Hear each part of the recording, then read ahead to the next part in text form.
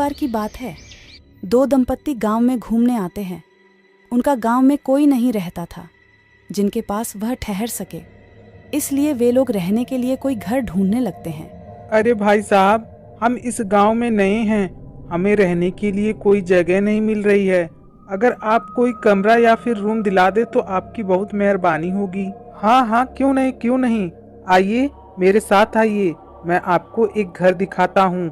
फिलहाल तो उस घर में कोई नहीं रहता है, तो चलिए मैं आपको वही घर दिखा देता हूँ। फिर गुड्डू उनको लेकर एक घर के पास आता है। ये लीजिए भाई साहब, ये रहा घर। अभी तो इस घर में कोई नहीं रहता है, तो आप लोग रह सकते हो इस घर में। आपका बहुत बहुत धन्यवाद भाई साहब, आपने हमारी इतनी मदद करी। अरे नहीं भाई साहब, इसमें धन्यवाद की कौन सी बात, आखिर हम इंसान एक दूसरे की मदद नहीं करेंगे तो कौन करेगा। अच्छा ठीक है भाई साहब, अब मैं अपने घर जा रहा हूँ। किसी चीज की जरूरत पड़े आपको तो हमें बताना, हम आपके लिए हमेशा तत्पर रहेंगे। ठीक है भाई साहब, हमें किसी चीज की जरूरत पड़ेगी तो हम आपसे जरूर कहेंगे। दोनों दंपत्ति घर के अंदर जाते हैं। घर के अंदर मकड़ी के झाले लगे थे। देखने में लग रहा था कि बरसों से कोई घर को खोला नहीं है। अजी, ये घर तो कितना गंदा है, इसमें कितने मकड़ी के जाले हैं। ऐसा लग रहा है कि इस घर में कभी कोई रहता ही नहीं था। अरे भाग्यवान, बहुत मुश्किल से हमें यह घर मिला है, अब इसी में हमें गुजारा करना पड़ेगा। इस घर को ही साफ सुथरा करके इसी में रहना पड़ेगा। फिर रात में जब दोनों सोए हुए थे, तभी अजीब सी आवाज आने लगती है। आवाज सुनकर दिनेश की पत्नी जाग जाती है।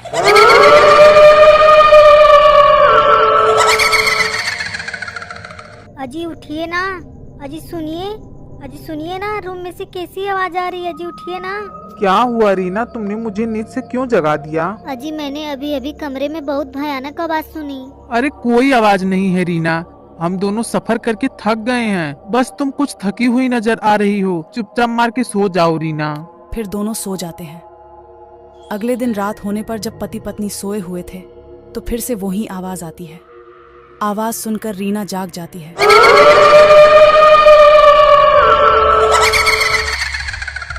अजी सुनिए ना, अजी मुझे फिर से वही आवाज सुनाई दे रही है। अजी उठिए ना, अजी मुझे बहुत डर लग रहा है जी। अजी उठिए ना जी। अरे क्या है रीना, आज फिर से मेरी नींद खराब कर दी। क्या हुआ? मुझे तो कोई आवाज सुनाई नहीं दे रही है, बस तुम्हें ही आवाज सुनाई देती है। अजी मैं सच कह रही हूँ, मुझे बहुत डरावनी आवाज सुनाई दे रही है। आप एक बार मेरी तसल्ली के लिए घर में जाकर देखिए ना। ठीक है रीना, मैं तुम्हारी तसल्ली के लिए घर में देखता हूँ कि कहाँ से आवाज आ रही है। फिर दिनेश पूरे घर में घूम कर देखता है।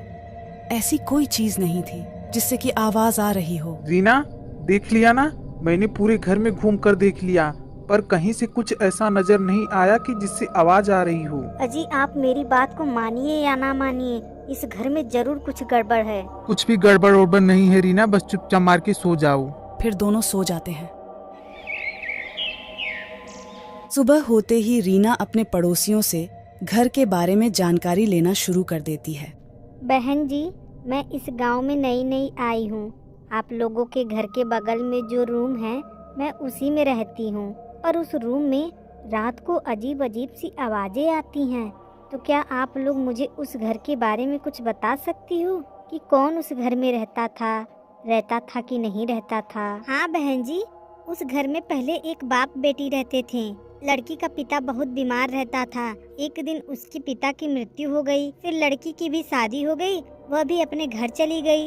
इससे ज्यादा तो हम कुछ नहीं जानते हैं बहन जी। और बहन जी, उस घर में से तो ऐसी डरावनी आवाजें आती हैं कि मैं क्या बताऊं। मुझे तो ऐसा लगता है कि उस घर पर किसी भूत चुड़ैल का साया है। हाँ बहन जी, आप ठीक कह रही हैं। हम भी जब अपने घर में सोए होते हैं तो रात के समय कई बार उस घर में से अजीब सी आवाजें आती हैं, पर हम लोग उतना ध्यान ही नहीं दिए। हाँ, ये बात तो गरिमा बहन बहुत ही सही बोल रही हैं कि उस घर में से आवाजें आती हैं। बहन जी, आप तो उस घर में अब रहने लगी हैं। अगर आपको ज्यादा जानकारी चाहिए तो आप जंगल वाले तांत्रिक बाबा के पास चले जाइए, शायद तांत्रिक बाबा आपकी कोई मदद कर दे। फिर रीना को पड़ोसियों की बात पर थोड़ा विश्वास होने लगता है।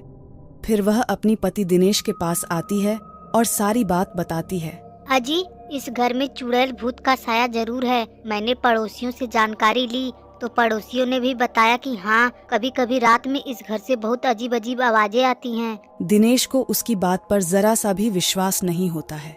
क्या रीना, तुम भी ना पड़ोसियों की बात में आ रही हो? तुम औरतों का काम यही है, थोड़ा सा कहीं भी कुछ सुन लो ना तो बात का बतंगड़ बना देती हो। मेरी बात का विश्वास करिए जी, इस घर में कुछ तो है। चलिए हम तांत्रिक बाबा के पास चलते हैं। तुम्हें जाना है तो जाओ रीना, मुझे नहीं जाना कहीं। अजी देखिए, अगर आप मेरी बात नहीं मानेंगे ना तो मैं अभी यहीं से मायके चली जाऊंगी, नहीं तो चुपचाप मार के तांत्रिक बाबा के पास चलिए। ठीक है रीना, तुम्हारी जिद के आगे मैं कर ही क्या सकता हूँ। चलो चलते हैं तांत्रिक बाबा के पास। फिर दोनों एक तांत्रिक बाबा के पास जाते हैं और उनसे सारी बात बताते हैं। ठीक है बच्चा, तुम लोग घबराओ नहीं, मैं अभी ध्यान लगा कर देखता हूँ। जब तांत्रिक बाबा ध्यान लगाते हैं तो पता चलता है कि उस गांव में राधिका नाम की एक लड़की अपने पिता के साथ उस घर में रहती थी।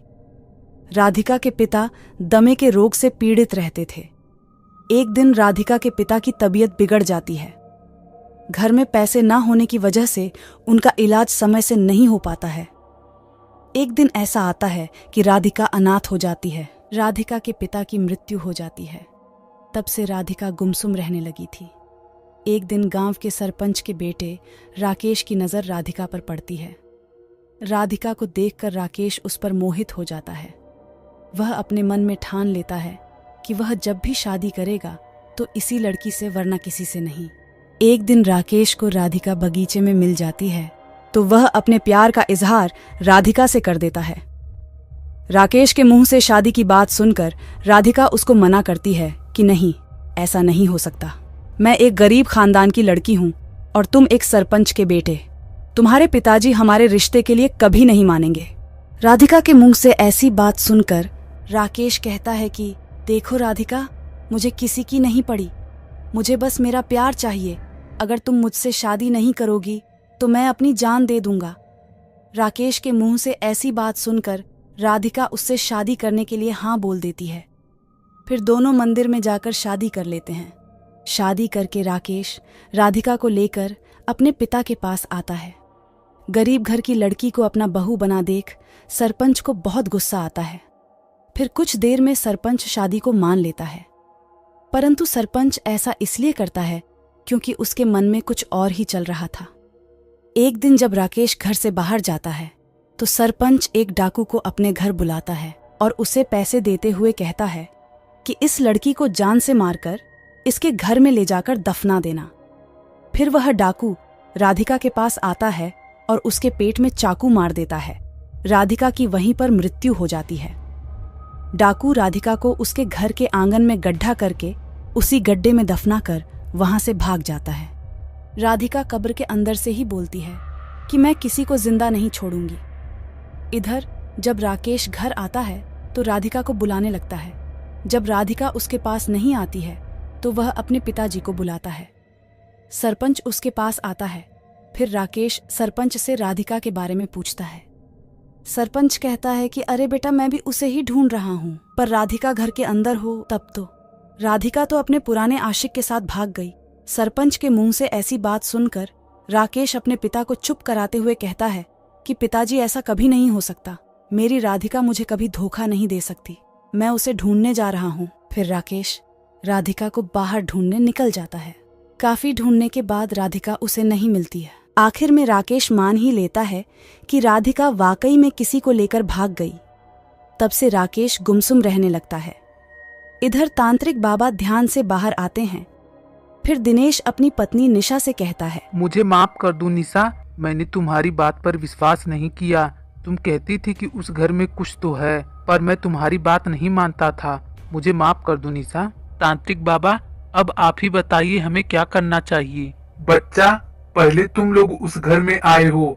आत्मा रात को अपने कब्र में से निकलकर तुम लोगों से मदद मांगती थी, पर तुम लोग उस आत्मा को नहीं देख पा रहे थे क्योंकि आत्मा के पास शक्तियाँ बहुत कम थी, इसलिए वह तुम लोगों के सामने नहीं आ पा रही थी। अब तुम्हें एक काम करना पड़ेगा। तुम्हें सरपंच के बेटे के पास जाकर सारी सच्चाई बतानी होगी। सरपंच के बेटे को लेकर तुम राधिका के घर आओ, मैं भी तुमसे वहीं मिलूंगा। ठीक है तांत्रिक बाबा, हम ऐसा ही करेंगे। फिर दिनेश और उसकी पत्नी निशा राकेश के पास आते हैं और राधिका की सारी सच्चाई बताते हैं। राकेश को उनकी बात पर विश्वास नहीं होता है। नहीं भाई साहब, आप लोग को गलत फहमी हुई है। सच्चाई ये है कि मेरी पत्नी मुझे धोखा देकर किसी और के साथ भाग गई। नहीं राकेश भाई, ऐसा नहीं है, तुम्हें हमारी बात पर विश्वास नहीं हो रहा है ना? तुमने तो हर जगह ढूंढा पर राधिका को उसके घर ढूंढने के लिए कभी नहीं गए। एक बार हमारे कहने पर तुम उसके घर चलो, तुम्हें राधिका वहीं मिलेगी। फिर राकेश उनके साथ राधिका के घर आता है और आंगन में खड़ा होकर राधिका को पुकारने लगता है। तभी राधिका चुड़ैल के रूप में राकेश के सामने आती है। राकेश को देखकर राधिका रोने लगती है। राकेश भी राधिका को देखकर रोने लगता है। फिर राधिका राकेश से सरपंच की सारी सच्चाई बताती है। राकेश तुमने आने में बड़ी देर लगा दी। राकेश, मैं तुम्हारा कब से इंतजार कर रही थी। मुझे माफ कर दो राधिका, मैंने तुम्हें गलत समझा। तुम माफी मत मांगो राकेश, तुम्हारी कोई गलती नहीं है। गलती तो तुम्हारे बाप की है। जब तक मैं तुम्हारे बाप से अपनी मौत का बदला नहीं ले लेती, तब तक मेरी आत्मा को शांति नहीं मिलेगी। राकेश, तुम्हें जो अच्छा लगे वो करो राधिका, मैं गलत के साथ कभी नहीं रह सकता। जिसने गलत किया है उसको सजा मिलनी ही चाहिए। तुम जाओ, अपनी मौत का बदला ले लो राधिका। तांत्रिक बाबा, आपको तो पता ही है मेरे पास उतनी शक्तियाँ नहीं है कि मैं अपनी मौत का बदला ले पाऊँ। आप हमें थोड़ी शक्तियाँ दे दीजिए तांत्रिक बाबा। क्यों नहीं बेटा, मैं तुम्हें शक्तियाँ क्यों नहीं दूंगा। मैं भी गलत के साथ नहीं रहता। तुम मेरी सारी शक्तियाँ ले लो। फिर तांत्रिक राधिका को कुछ शक्तियाँ देता है। राकेश, अब मैं यहाँ से जा रही हूँ। मेरे जाने के बाद तुम लोग मेरे शरीर का अंतिम संस्कार कर देना। फिर राधिका सरपंच के सामने आ जाती है। चुड़ैल को देखकर सरपंच घबरा जाता है। चुड़ैल? मेरे घर में चुड़ैल कहाँ से आ गई? मुझे नहीं पहचाना सरपंच? मैं राधिका, तेरी बहू। मैं अपनी मौत का तुझसे बदला लेने आई हूँ। राधिका बिटिया, मुझे माफ कर दो। राधिका बिटिया, मुझसे बहुत बड़ी गलती हो गई। माफी तो तुझे बिल्कुल भी नहीं मिलेगी सरपंच। जिस दर्द से मैं गुजरी हूँ, आज तू भी उस दर्द से गुजरेगा। जिस तरह तूने मुझे मरवाएगा, आज मैं अपने हाथों से तुझे मारूंगी। फिर राधिका सरपंच को उसी तरह मारती है जैसे सरपंच ने डाकू से राधिका को मरवाया था। फिर सभी लोग राधिका और सरपंच की लाश का एक साथ ही अंतिम संस्कार कर देते हैं। राधिका की आत्मा को शांति मिल जाती है।